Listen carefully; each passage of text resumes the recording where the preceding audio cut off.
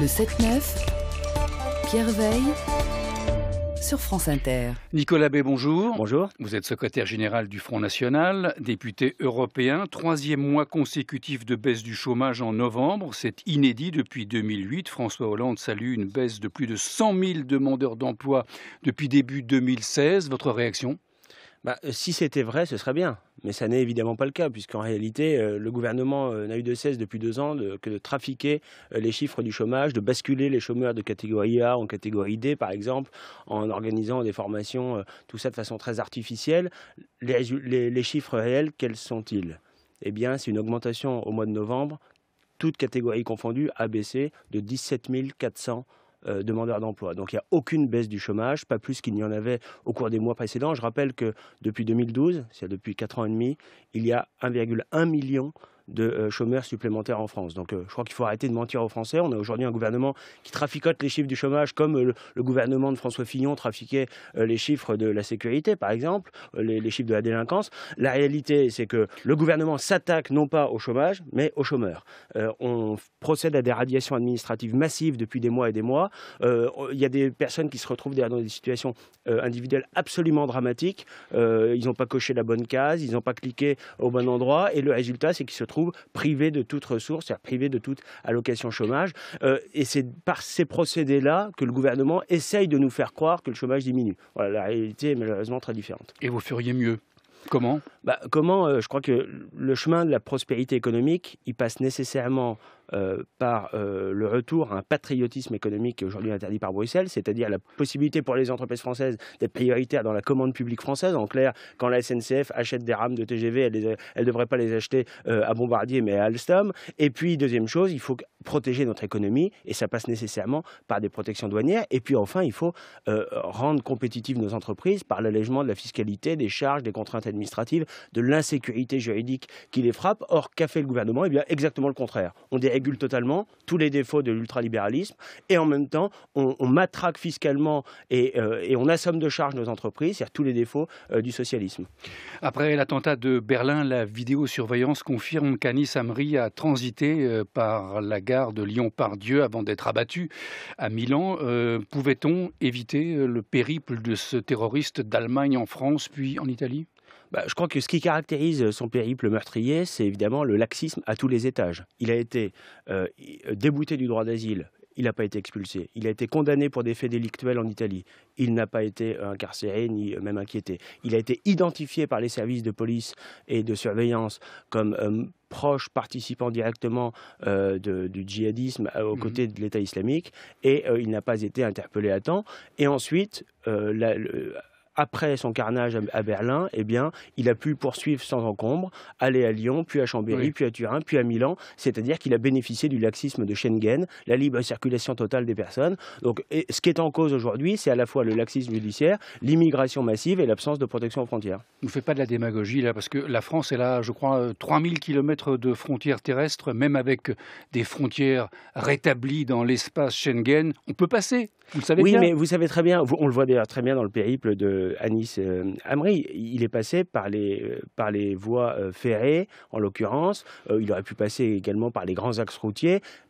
S'il avait voulu passer par des chemins détournés dans les campagnes ou dans les montagnes, ça aurait été évidemment beaucoup plus compliqué pour lui. Donc le fait de rétablir des contrôles réels à nos frontières, c'est-à-dire les grands axes routiers, les grands axes ferroviaires, c'est évidemment un moyen efficace de nous protéger. Or, aujourd'hui, c'est impossible dans le cadre de Schengen. Il n'y a aucune volonté politique de protéger les Français. Il faut quand même avoir conscience qu'il aurait pu commettre des atrocités à la gare de Lyon-Part-Dieu, à la gare de Chambéry, c'est-à-dire sur le sol français, après en avoir commis à Berlin. Donc je crois qu'il est temps de cesser de faire preuve d'angélisme en la matière, et puis il est temps surtout de s'attaquer à la racine du problème, c'est-à-dire l'immigration, parce que ce qui caractérise tous ceux qui ont commis des atrocités, des attentats en France depuis maintenant 2 ans, eh bien, c'est qu'ils ont tous été bénéficiaires du laxisme judiciaire, et qu'ils sont tous soit étrangers, soit immigrés en situation irrégulière, c'est-à-dire passés par les filières migratoires au sud de l'Europe. Plusieurs terroristes qui ont massacré des Français sont français, vous le savez très bien. Non, c'est faux, il y en a une partie qui ne l'était pas. Et d'ailleurs, lui-même ne l'était pas, puisqu'il est tunisien en l'occurrence.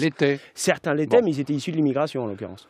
Nicolas Bay, pourquoi avez-vous déclaré la guerre à la hiérarchie de l'Église catholique? Louis Alliot s'est déchaîné hier contre les évêques français. Qu'est-ce qui se passe? Non, je crois qu'il n'y a pas de déclaration de guerre. Il y a simplement Louis Alliot. Occupez-vous de vos églises? Il a rappelé en effet que nous n'avions pas de leçons de morale à recevoir de certains, pas tout le clergé, mais une partie peut-être, qui est très prompte à critiquer les positions du Front National, toujours sur les mêmes sujets, d'ailleurs sur les questions migratoires, faisant preuve là aussi d'un angélisme total qui est très conformiste. On aimerait bien les entendre davantage, par exemple, les prêtres ou les évêques sur la question économique et sociale. On ne les entend jamais, notamment pour réaffirmer, ce serait leur rôle, la doctrine sociale de l'Église, qui est très éloignée de ce qui est pratiqué aujourd'hui, c'est-à-dire l'ultralibéralisme total qui laisse de côté 95% des Français. On ne les entend pas beaucoup sur ces questions, c'est dommage. Lorsque le pape François, lors des fêtes de Noël, cite les enfants abrités dans les refuges souterrains pour échapper aux bombardements, abandonnés sur les trottoirs d'une grande ville ou serrés au fond d'une embarcation surchargée de migrants, vous êtes ému par ces propos? Mais évidemment, il décrit des situations qui sont humainement absolument dramatiques, a fortiori lorsqu'elles concernent des enfants. Mais comment on évite ça? C'est ça la question. Un responsable politique, il doit chercher à éviter ces situations.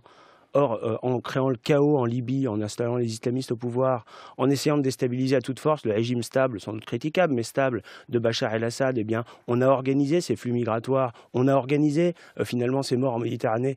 L'attitude irresponsable en matière migratoire, c'est celle d'Angela Merkel et de François Hollande qui disent « venez, vous serez accueillis » alors qu'on n'a rien à leur offrir. Le résultat, eh bien, c'est qu'il y en a qui engraissent les mafias, les passeurs, et qui prennent des risques inconsidérés et parfois meurent en Méditerranée. La seule position réellement humaine, réellement juste, ça consiste à essayer de stabiliser ces populations à proximité de leur pays d'origine, en organisant des corridors humanitaires, et puis à tenir une position d'extrême fermeté, comme l'a fait l'Australie avec succès, c'est-à-dire leur dire non, vous ne pourrez pas être accueillis, vous serez immédiatement reconduits de là où vous venez. Cette politique, elle a fait ses preuves, puisque l'Australie a eu 0 mort en Méditerranée, dans ses eaux territoriales l'année dernière, alors qu'il y en a eu 3000 en Méditerranée. La campagne présidentielle de Marine Le Pen 2017, vous avez réussi à surmonter vos problèmes d'argent? Pas encore, mais c'est en cours. Nous avançons. C'est en cours, c'est-à-dire? C'est-à-dire que nous avons plusieurs pistes pour obtenir des financements. Vous me permettrez d'être discret là-dessus, mais nous avons sollicité de nombreuses banques françaises, européennes et ailleurs également dans le monde. Notre objectif est de rassembler un peu partout, sur les différents continents en l'occurrence. Le vrai scandale dans cette affaire, c'est que les banques françaises ne jouent pas le jeu de la démocratie, qu'elles, manifestement, elles choisissent les candidats qu'elles soutiennent, sur des critères qui ne sont pas du tout Qu'elles vous donnent des explications, les banques françaises, pour justement, vous dire non? Aucune explication. On voit bien qu'il y a un vrai problème de discrimination politique, finalement, de la part des banques françaises. Et d'une manière générale, il n'est pas normal qu'elles ne contribuent pas au financement des activités politiques, alors que c'est évidemment des activités parfaitement légales et que, en l'occurrence, il n'y a aucun risque à prêter, par exemple, à Marine Le Pen pour sa campagne présidentielle, dans la mesure où elle est évidemment assurée. La question ne se pose même pas de passer la barre des 5%, c'est d'être remboursée de ses comptes de campagne. Avec quelle banque étrangère négociez-vous actuellement? Encore une fois, je ne souhaite pas communiquer à ce stade, mais avec beaucoup. Mais il y a une solution en vue? Vous êtes certain d'obtenir les crédits nécessaires? Non, pour l'instant, on est certain de rien, mais il y a des discussions en cours. Nous ferons en sorte. Et puis, nous sollicitons également beaucoup de nos adhérents, de nos soutiens, de nos militants, de nos électeurs, pour qu'ils participent aussi sous forme de dons, de prêts à nos activités politiques, d'une manière générale, pas seulement la campagne présidentielle, il y a également les élections législatives qui suivent. Marine Le Pen va-t-elle solliciter l'aide financière de son père, Jean-Marie Le Pen? Non, non, pas du tout. Il n'y a pas du tout d'aide financière de Jean-Marie Le Pen, non. Nicolas Bay, secrétaire général du Front National, est notre invité ce matin. Vous pourrez l'interroger dans Interactive 01 45 24 7000. C'est le standard. On a rendez-vous dans 8 à 9 minutes. 8h32 déjà. France Inter. Le 7-9. Intervenez. Interactive avec Nicolas Bay, secrétaire général du Front National, député européen. Beaucoup de réactions sur le site de France Inter. Nicolas Bay, après ce que vous avez évoqué sur l'antenne concernant les chiffres du chômage et une forme de protectionnisme. On nous écrit « Ne laissez pas dire pour la SNCF que choisir Bombardier plutôt qu'Alstom est une erreur. Les usines Bombardier sont en France. Ne laissez pas dire que les entreprises sont surtaxées. Le CICE a permis d'alléger la facture de 40 milliards d'euros. » Nicolas Bay. Non, mais je crois que c'est une vision erronée des choses. Aujourd'hui, on a un vrai problème de justice fiscale qui concerne pas seulement les particuliers. C'est vrai que le gouvernement a matraqué les classes populaires et les classes moyennes et n'a pas fait payer les plus riches. C'est vrai pour les particuliers, mais c'est vrai aussi pour les entreprises. Les petites et moyennes entreprises, actuellement, quand elles ont encore la chance de faire des bénéfices, elles payent en moyenne 22% d'impôt sur les sociétés, parce qu'il y a deux tranches, une à 33%, une à 15%. Et alors que les grands groupes, les groupes du CAC 40, ils payent entre 6 et 8% d'impôt sur les sociétés. Donc il y a un vrai sujet là-dessus. Il est évident qu'il faut alléger le tissu économique réel. Les TPE-PME, c'est 95% de l'économie française. Il est absolument indispensable de les aider, de les soutenir, parce que souvent elles créent des emplois non délocalisables. Il n'y a pas des logiques d'actionnaires qui veulent uniquement de la rentabilité à très court terme. Elles doivent être soutenues par les pouvoirs publics, ces petites et moyennes entreprises, et ce n'est pas le cas aujourd'hui, et parce qu'elles sont justement matraquées à la fois par la fiscalité, par les charges et par des contraintes administratives qui sont extrêmement lourdes et qui pèsent sur elles. Et quand vous dites on choisit Bombardier plutôt qu'Alstom, alors que Bombardier a des usines en France, nombreuses réactions d'auditeurs, c'est le monde d'aujourd'hui, c'est pas le repli sur soi. Les entreprises ont des représentants dans tous les pays. Bombardier, en effet, produit en partie en France, et en partie seulement. Oui. Mais la question plus générale, elle n'est pas d'empêcher le commerce avec les autres pays du monde. La France, dans son histoire, elle a commercé et rayonné à travers le monde. Mais quand elle avait la maîtrise en de ses France, ce frontières. sont des emplois pour les Français. Non, mais bien sûr, mais pas seulement. Encore une fois, tout n'est pas fabriqué en France. Mais encore une fois, la question, elle est plus générale. Elle est comment on fait pour protéger notre économie de façon efficace. Ça n'empêche pas de commercer, ça n'empêche pas d'acheter, ça n'empêche pas d'importer et d'exporter. Il s'agit simplement d'éviter la concurrence déloyale, la concurrence sauvage. Or, aujourd'hui, l'absence totale de protection douanière fait que nous avons des produits qui arrivent provenant de pays à très bas coût de main-d'œuvre et contre lesquels nos entreprises sont évidemment incapables de lutter, qui constituent une concurrence totalement déloyale. Donc il faut mettre fin à cette logique-là, qui est la logique de l'Union européenne. L'Union européenne nous interdit le patriotisme économique et au nom du grand dogme de la libre circulation des capitaux, des biens et des personnes, veut nous empêcher toute forme de protectionnisme, alors que tous les pays du monde protègent leur économie. La Chine, l'Inde, le Japon, les États-Unis protègent leur économie. Les seuls qui n'ont pas le droit de le faire, ce sont les nations européennes, et c'est évidemment scandaleux. Et on voit d'ailleurs que la logique des eurocrates, c'est d'aller toujours plus loin avec un traité transatlantique qui, et aujourd'hui c'est vrai mal en point et tant mieux, avec le traité de libre-échange avec le Canada. Tout ça ne correspond pas à nos intérêts. Il s'agit enfin de défendre les intérêts français, c'est tout ce que nous demandons. Et puis, ces protections sont une chose, mais il faut évidemment aussi que nos entreprises soient compétitives, et pour ça, il faut qu'elles ne soient plus matraquées fiscalement. Au standard d'Interactive, Jean est à Chartres. Bonjour Jean. Oui, bonjour Pierre Veil, bonjour monsieur. Bonjour. Si nous écoutons les leaders du Front National, plus un étranger rentrera en France sans être contrôlé. Alors, un seul exemple qui va faire plaisir à Alex Vizorek. Entre la France et la Belgique, vous avez 300 possibilités pour rentrer dans notre pays, par la route ou le train. Alors, le Front National envisage-t-il de construire un mur type de Berlin sur la totalité de nos frontières, ou alors ira-t-il prendre quelques cours en Corée du Nord ? Nicolas Bay. Non, mais c'est absolument pas le sujet. La question, c'est de contrôler les principaux axes ferroviaires et routiers par lesquels passent les personnes, et puis ensuite, c'est évidemment de faire preuve de fermeté. On n'empêchera pas, vous avez raison, quelqu'un d'entrer en France, de trouver un moyen d'entrer en France. En revanche, si lorsque cette personne est entrée illégalement en France, elle a la certitude d'être immédiatement expulsée du territoire national, eh bien ça a un effet dissuasif. Or aujourd'hui, c'est exactement le contraire. Aujourd'hui, il y a des pompes aspirantes, il y a des incitations à l'immigration qui font qu'il y a beaucoup d'étrangers qui entrent illégalement, qui ont la certitude tôt ou tard d'être régularisés, ensuite tôt ou tard d'être naturalisés, et avant même d'être régularisés, ils ont déjà des droits supplémentaires aux Français. Je prends par exemple l'aide médicale d'État, c'est-à-dire ils sont soignés gratuitement quand il y a des millions de Français qui ne parviennent plus à se soigner convenablement en France. Et puis ils sont souvent, s'agissant de ce qu'on appelle pudiquement les migrants, mais qui sont en réalité là pour des raisons économiques et qui sont des clandestins, ils sont logés gratuitement, parfois dans des centres de vacances, dans des châteaux, alors il y a des Français qui dorment dans la rue, dans leur voiture. Ça fait partie de ces scandales, de ces injustices insupportables pour nos compatriotes auxquels il faut mettre fin. Cyril Graziani, une question pour Nicolas Bay. Est-ce que vous soutenez l'initiative de Fabien Engelmann, le maire FN de Hayange, qui veut fermer le Secours populaire car il dénonce le caractère supposé politique de l'association? Est-ce que c'est ça la solidarité voulue par Marine Le Pen? Non, mais nous soutenons dans les municipalités que nous dirigeons beaucoup d'associations caritatives. Simplement, nous n'acceptons pas de financer nos adversaires politiques. Quand vous avez le Secours populaire local, l'antenne locale, qui se comporte comme un adversaire politique, avec certains de ses responsables qui prennent position ouvertement contre la municipalité, qui soutiennent ouvertement nos adversaires politiques sur place, il n'y a aucune raison que ce soit financé par l'argent public. Nous voulons soutenir évidemment des associations caritatives qui font un réel travail en direction de ceux qui sont en difficulté, mais pas des associations politisées. Vous savez, il y a un vrai sujet là-dessus. Il y a aujourd'hui des centaines de milliers d'associations partout en France qui sont financées sur le fonds public par l'État, par les collectivités territoriales, et en réalité, tout ça participe d'un clientélisme, parfois même du communautarisme, c'est-à-dire qu'on achète des petites catégories, des petites clientèles, comme ça, des associations qui ne participent pas de l'intérêt général. Nous, notre philosophie en la matière, elle est très simple. Nous voulons que l'argent public, a fortiori quand il est rare, et c'est le cas aujourd'hui, soit utilisé uniquement au service du plus grand nombre, au service de l'intérêt général, au service du bien commun, et c'est ce que font nos municipalités Front National, avec succès d'ailleurs. Elles ont baissé les impôts, elles ont diminué l'endettement, et elles font un vrai travail en soutien de toute la population. Voilà, il ne s'agit pas de chouchouter telle ou telle petite catégorie. Mais en Moselle, certains dénoncent une hypocrisie du maire et disent que c'est surtout parce qu'il ne veut venir en aide qu'aux Français. Mais pas du tout. Je crois qu'en matière d'aide sociale, par exemple, il faut que les Français soient prioritaires. En France, ce serait bien la moindre des choses. Mais d'une manière générale, nous soutenons les associations qui font un réel travail sur le terrain, mais pas des adversaires politiques. Le Secours populaire ne le fait pas, selon vous? Il y a peut-être des endroits où ils le font, mais en tout cas, à Hayange, manifestement, ils sont totalement politisés, ils se comportent comme des adversaires politiques, et il n'y a pas de raison qu'on finance nos adversaires politiques.